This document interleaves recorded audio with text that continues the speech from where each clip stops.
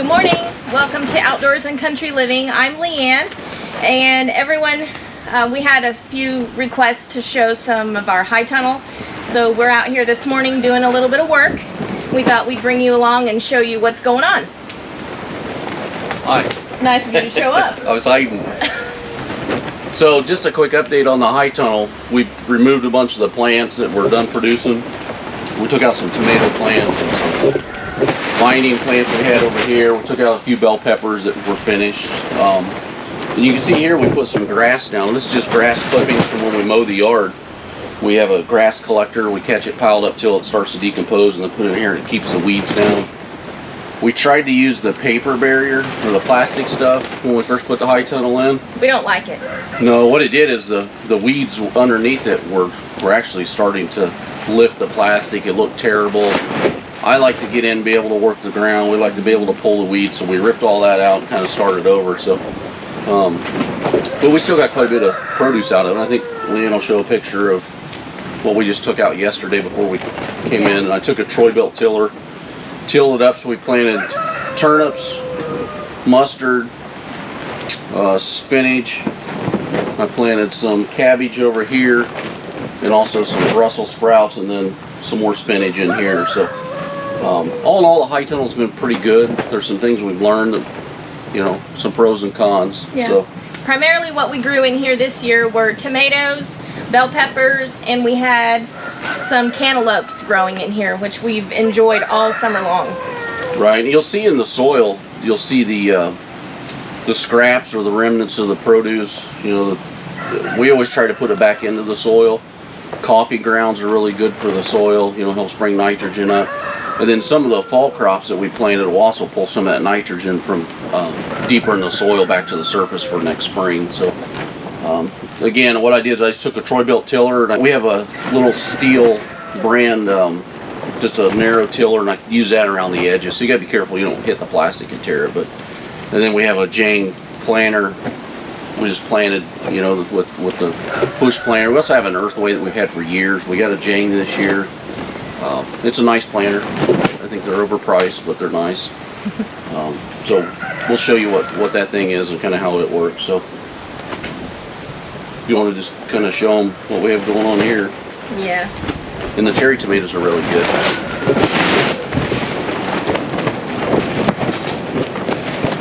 So what we're doing here this morning, we're just laying down this slightly decomposed grass, and it'll help feed the soil as well. And it also helps retain the moisture when we water in here. So.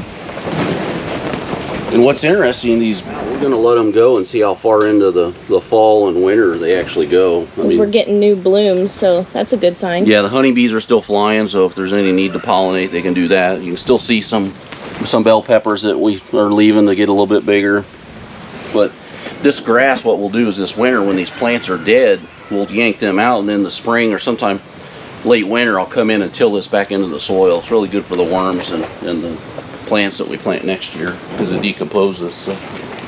We have a few tomato plants left in here that are still producing fruit, so we're going to continue to enjoy those as long as they last. Down here we've got cherry tomatoes still growing, and you heard Tom say that they're still quite tasty. They've done really well this year. I mean, those things inside the high tunnel, they produce really well. So. And some of the plants have gotten so tall that they actually break. This thing is broke, but it was way up there. So, and yeah, you could run, strings and different things to let it climb, but I kind of fear if it gets that tall, it's tall enough. So. But all we do for marking our rows is until it starts coming up, we just have some sticks. And that's just remnants of when I was making beehives. I had these little slats that I said, hey, these would be good markers for in the garden, so that's what we use them for.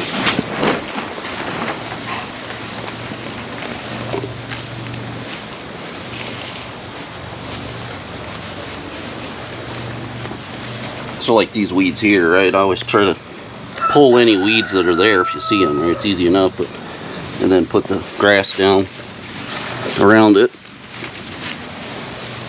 That'll keep them from coming back up and also holds moisture and heat. Gives the worm somewhere to go.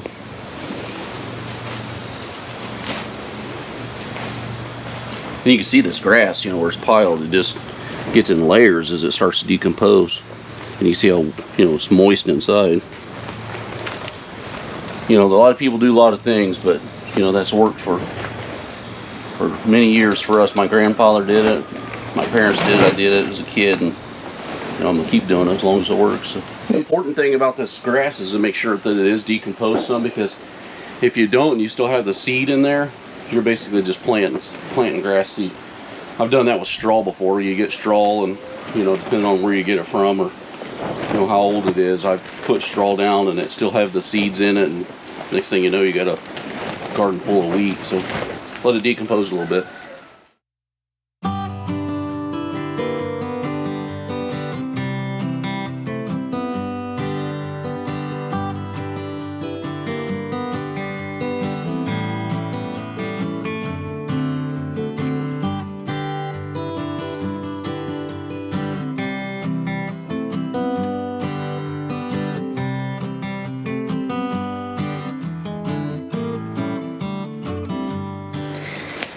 One thing when you're doing this, when you're putting this grass out, we talked about what we just planted yesterday. You don't want to cover up the seeds before they come up, because that grass could keep it from coming up.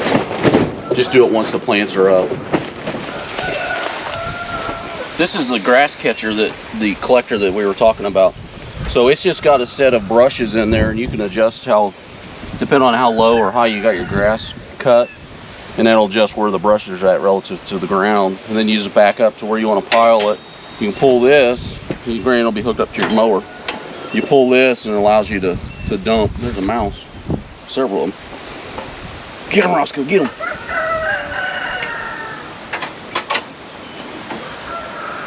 Roscoe the mouse dog. He thinks he is. He's not very good at it. So, that's that. It's been good. We've had it several years, so no problems with it. Did you get one? Get it. Good boy. Get it, Roscoe, get it. Get it. So here's the I talked about the push planters. Here's the EarthWay planter, and I bet we've had this for 20 plus years.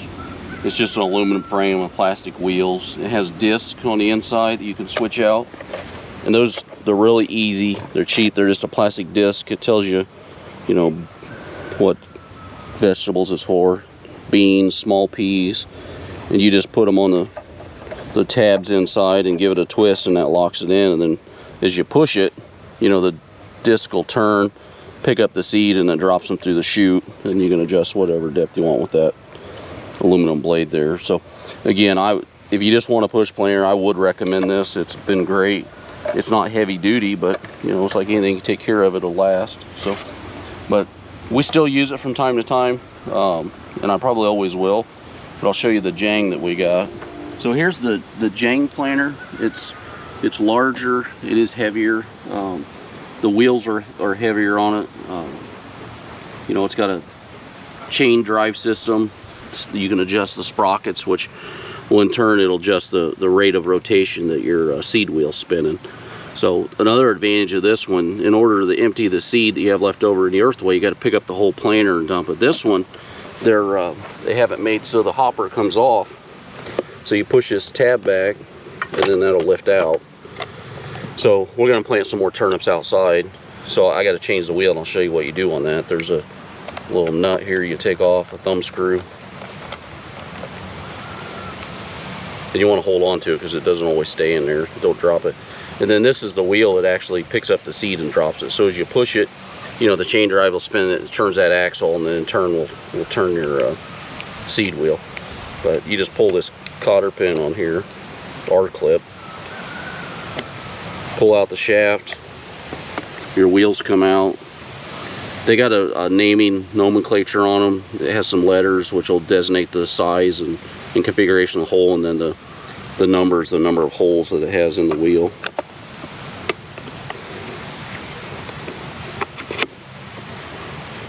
So you line up your flat, push it through, put your R clip back in.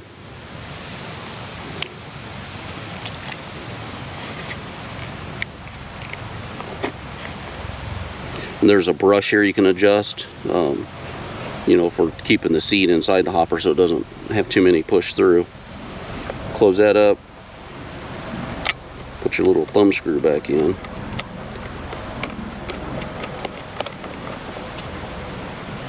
And then this will drop in back inside. Kind of lean it forward, then you rotate it back and that'll lock this back in. I always push it back and then let it forward. And then to get the hopper lid off, you can squeeze the sides a little bit and that thing will come right off. And then put your seed in, you're ready to go.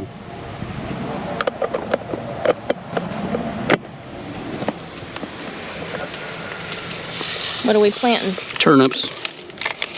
For? To eat for winter.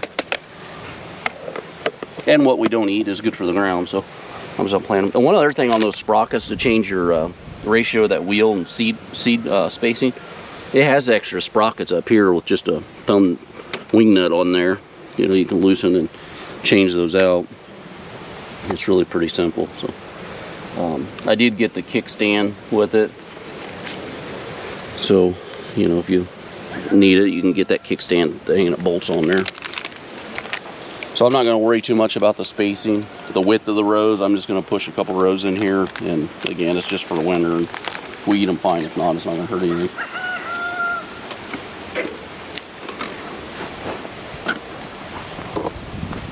One other thing with this Jang is sometimes you plant your vegetables, you'll have them on a hill, or you'll need to plant multiple rows.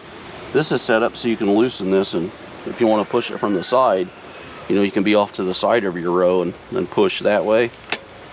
I usually just keep it centered and do my thing. So again, it pushes really simple. I mean, it's heavy enough that it'll give you a little bit of compaction. I'll probably, after we get these planted, I'll go ahead and run over it with the Ranger just to get it packed in good, because it's going to be dry for a few days.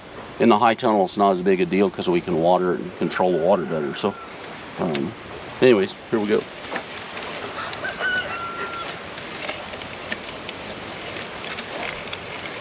This has a foot on the back. I don't know if you can see it, but this is spring loaded right here, and this helps pack your soil and pull the dirt back over where it's dropping the seed. So as you push it, this blade will open it up, it'll drop the seed in, and then this foot will pull it back, and then this rear wheel helps, you can see, just pack it down a little bit.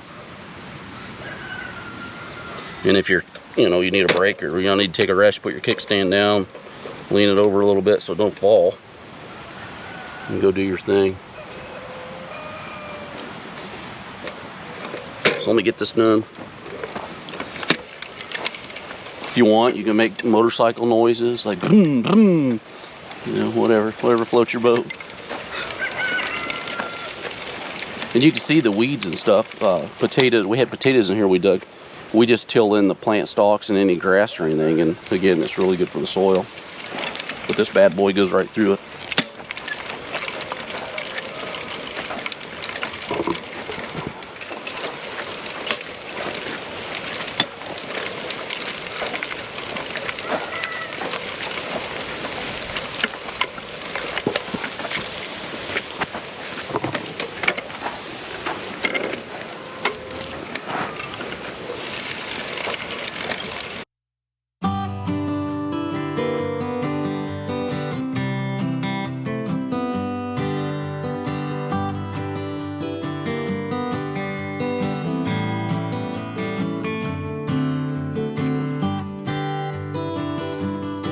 So we talked about the hopper coming off.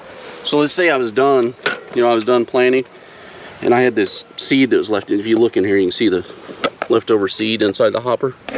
And I wanted to put it back in the bag. I can just take this hopper off, right, and then I can just pour it back into the bag. It seems really simple, but after you plant enough stuff and you have to pick up the whole planter and dump it, you'll appreciate something like that. And these hoppers are replaceable.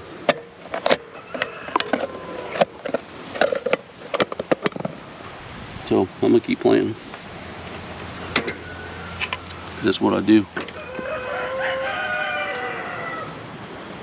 So there you have it. That's an update. I know we haven't put a lot of videos out recently. We've been pretty busy with work, and I don't know, we think some of you guys probably saw the video where we went and bought this chicken plucker and scalder, and I had made it in a company in Pennsylvania. So we butcher about 400 chickens. So I'll do some footage. We still got a few to do, so I plan on doing some footage of the scalder and the plucker just to show you how it works.